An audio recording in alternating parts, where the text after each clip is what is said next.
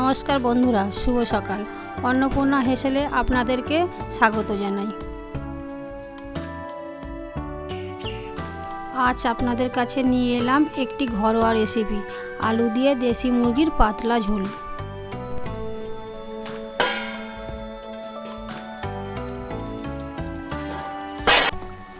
আজকে আমরা নিয়েছি 1.5 কেজি ওজনের দেশি মুরগির মাংস। দেখুন বন্ধুরা, আজকে আমরা দুদিকে দুরকম রান্না করব। একদিকে রান্না করব মুরগির মাংস, আর একদিকে রান্না করব চিংড়ি মাছ দিয়ে কুমড়ো শাক।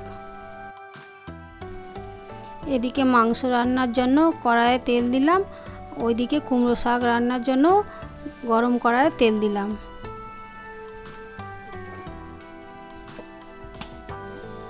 কুমড়ো শাক রান্নার জন্য প্রথমে বড়িগুলি ভেজে নিলাম।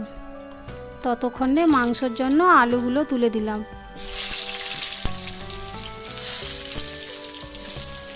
এইদিকে আলুটা ভাজা হতে হতে ওইদিকে শাক রান্নার জন্য একটি তেজপাতা, শুকনো লঙ্কা, 5 ফোড়ন গরম তেলের মধ্যে দিয়ে দিলাম।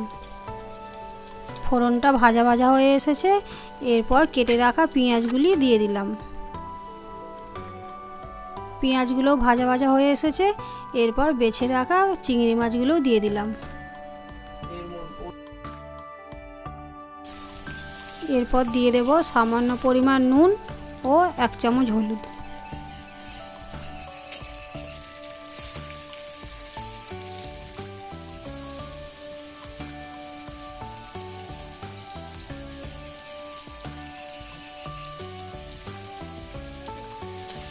আলুগুলি ভাজা হয়ে গেছে, এবার গরম তেলের মধ্যে 2টি তেজপাতা, একটি শুকনো লঙ্কা, 4টি এলাচ দিয়ে দিলাম। ওই তেলের মধ্যে দিয়ে দিলাম আগে থেকে কেটে রাখা 4টি পেঁয়াজ কুচি, টমেটো ও একটা গোটা ক্যাপসিকাম। এগুলি ভাজা ভাজা হয়ে এসেছে, এর মধ্যে দিয়ে দিলাম 3টি রসুন বাটা। এরপর এগুলিকে ভালো করে ভেজে নেব। এরপর আদা বাটা দিয়ে দিলাম, তারপর সব মশলাগুলি একসঙ্গে ভালো করে কষাতে থাকবো। এরপর টেস্টের জন্য সামান্য চিনি দিয়ে দেব, আর 2 চামচ গুঁড়ো লঙ্কা দিয়ে দেব। মশলাগুলি ভালো করে কষাতে থাকবো। এই পর্যায়ে মশলাটাকে অনবরত কষতে হবে, নইলে কড়াইয়ের নিচে লেগে যেতে পারে। এরপর দিয়ে দিলাম 2 চামচ হলুদ গুঁড়ো।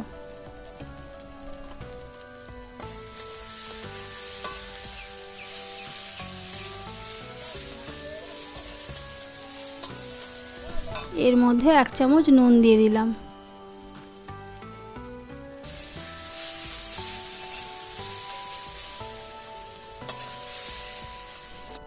এরপর অল্প অল্প জল দিয়ে মশলাটাকে কষতে থাকবো।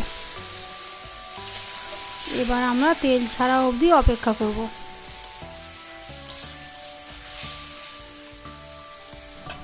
সেদিকে শাক আমাদের প্রায় সেদ্ধ হয়ে গেছে।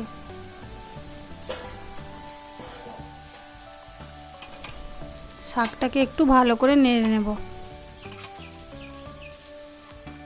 শাকটা আবার ঢাকা দিয়ে দেব। এদিকে মশলা থেকে তেলও ছেড়ে দিয়েছে। খানিকক্ষণ নাড়াচাড়া করার পর এর মধ্যে মাংস তুলে দেব।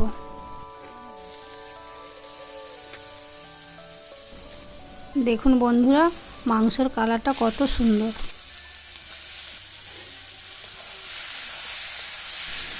এরপর মাংসটাকে মশলার সাথে ভালো করে মেশাতে হবে।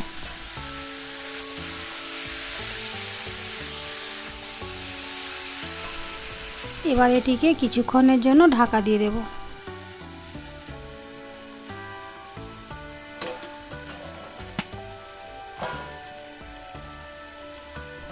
ততক্ষণে দেখে নেব শাকটা পুরোপুরি সেদ্ধ হয়েছে নাকি।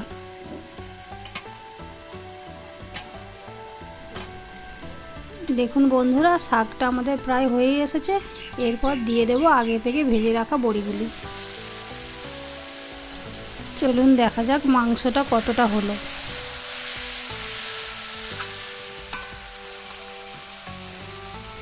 দুটি রান্নাকেই এই সময় বারবার নাড়তে হবে।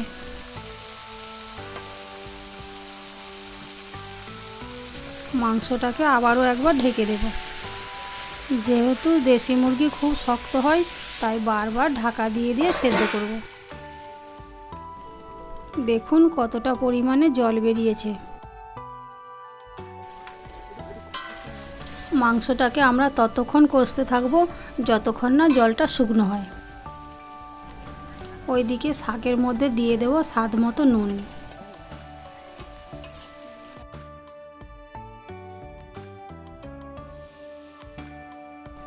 দেখুন বন্ধুরা, আমাদের শাক রান্না হয়ে গেছে, এবার নামিয়ে নেব।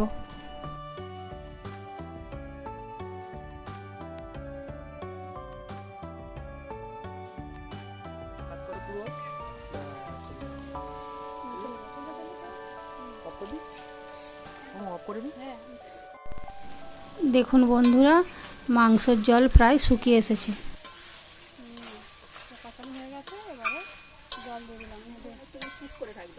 এরপর দু একবার ভালো করে নেড়ে নিয়ে দিয়ে দেব আগে থেকে ভেজে রাখা আলুগুলি।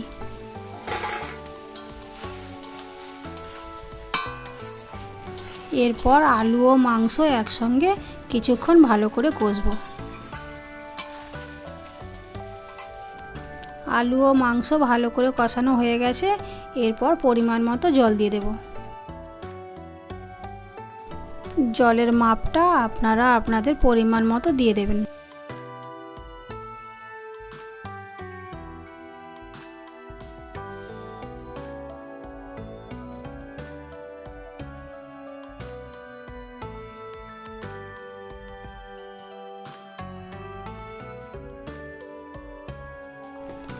মশলা কষার সময় নুন দিয়েছিলাম, তাই এখন আমরা অল্প পরিমাণে নুন দিলাম। আপনারা আপনাদের টেস্ট মতো নুনটা দেখে নেবেন।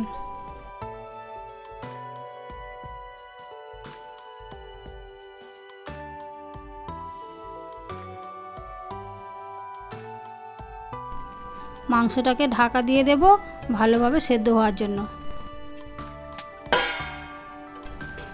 প্রায় 20 মিনিট পর ঢাকনা খুলে দেখব মাংসটা সেদ্ধ হয়েছে কিনা।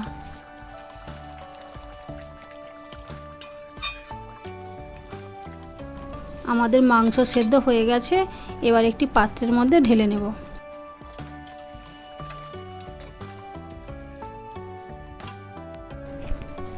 দেখুন বন্ধুরা, মাংসর কালারটা কত সুন্দর লাল হয়েছে এবং দেখতেও বেশ লোভনীয় লাগছে।